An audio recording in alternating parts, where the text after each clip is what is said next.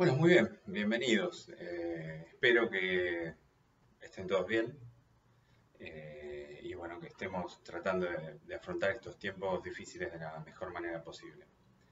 Así que este es el primer video de una serie de videos. Ustedes se darán cuenta que no soy bueno entreteniendo a la cámara y menos a los que están del otro lado. Así que bueno, haré mi mejor esfuerzo y trataremos de que, bueno, de aprender microeconomía y al mismo tiempo, bueno, vamos a buscar otras formas de interacción. Entonces déjenme arrancar, ustedes recordarán, parecía que fue hace mucho tiempo atrás, pero el jueves de la semana pasada introdujimos la materia y hablamos de los temas que vamos a estar discutiendo y empezamos a hablar del primer tema. Y el primer tema tiene que ver con teoría de juegos. Entonces vamos a repasar lo que hicimos el jueves pasado. Lo primero que dijimos es, al estudiar juegos a uno le interesan las interacciones estratégicas, es decir, escenarios donde mi comportamiento es bueno o malo en función de lo que están haciendo los demás. En ese sentido, lo que decíamos es, el dilema del prisionero, el juego más famoso probablemente, no es un juego en el sentido de que vos siempre querés hacer una acción dado lo que hace el otro. Ustedes recordarán, dijimos, hay una acción que domina la otra. Entonces nosotros, o sea, la historia del diario del prisionero es muy importante porque nos da mensajes interesantes acerca del contraste entre el interés individual y el interés social. O sea, lo que se ve es que cuando las personas piensan en su interés individual, tienen un comportamiento que termina haciendo que la economía o el juego esté en un escenario que es socialmente ineficiente. Si todo el mundo hiciera algo distinto a lo que le conviene individualmente, todo el mundo estaría mejor. Es decir, el comportamiento individualmente óptimo genera una asignación, vamos a hablar del concepto de equilibrio pronto, pero genera una asignación que está dominada en términos de Pareto cuando contemplamos otra asignación, otro comportamiento. Es un mensaje muy importante y eso hizo que ese juego sea muy famoso.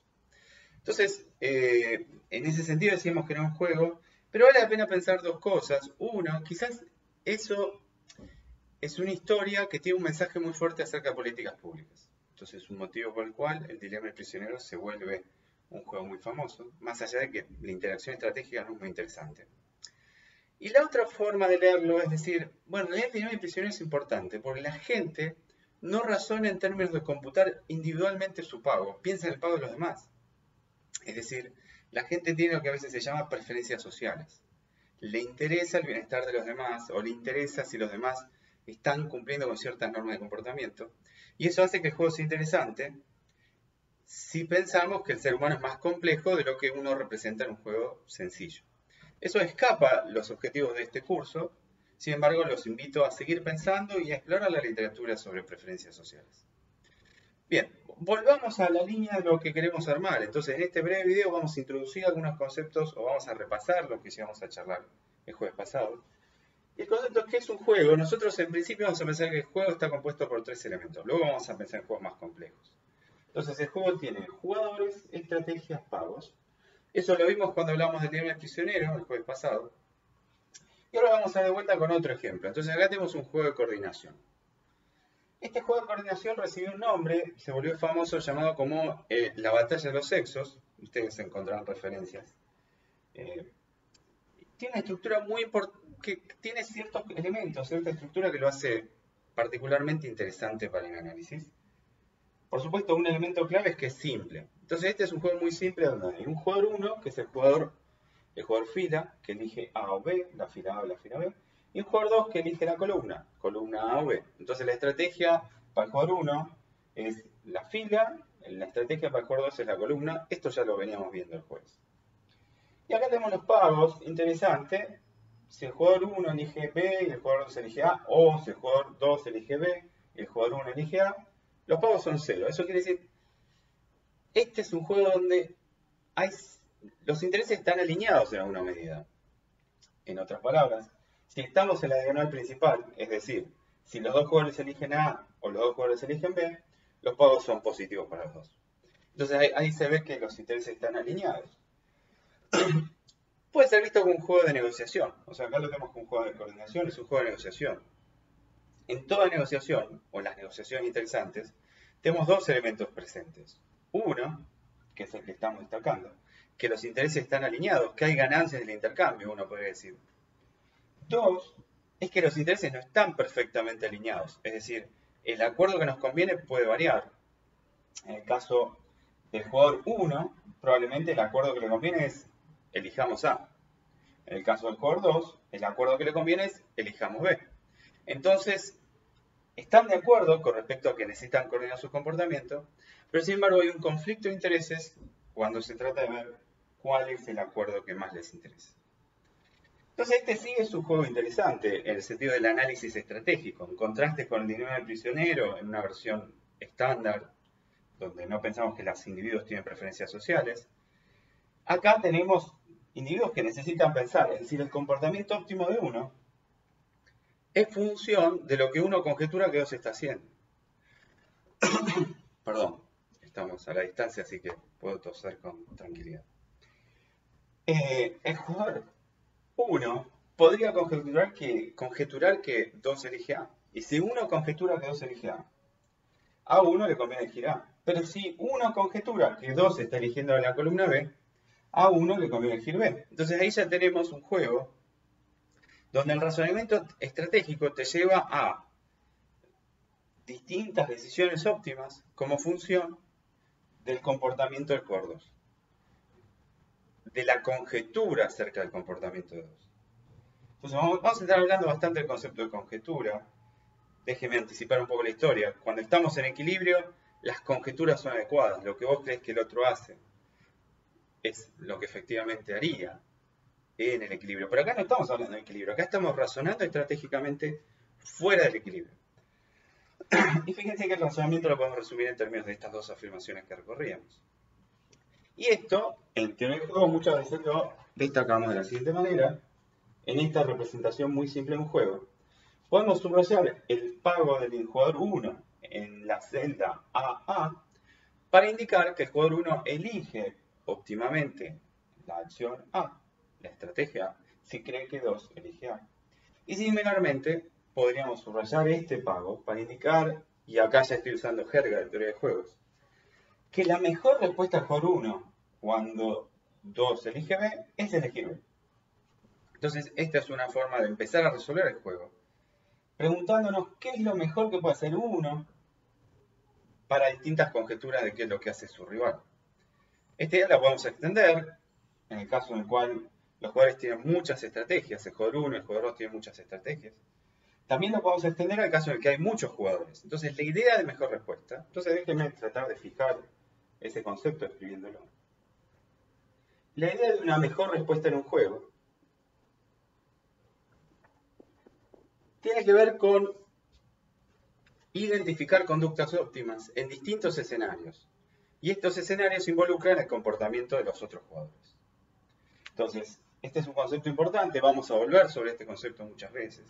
Tiene que ver con la optimalidad de la conducta del individuo. Repasemos el dilema del prisionero que discutíamos la semana pasada. En el caso del dilema del prisionero, la mejor respuesta siempre es la misma.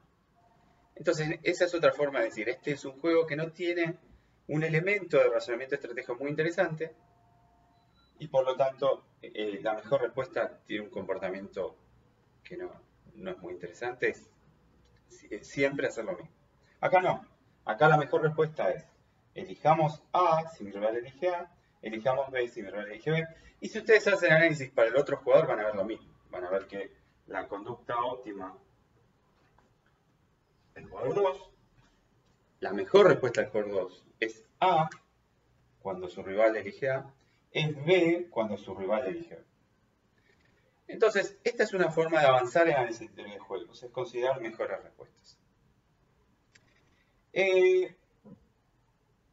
Y acá voy a desordenar un poco la presentación. Habitualmente cuando uno estudia juegos, primero estudia estrategias dominadas y dominantes.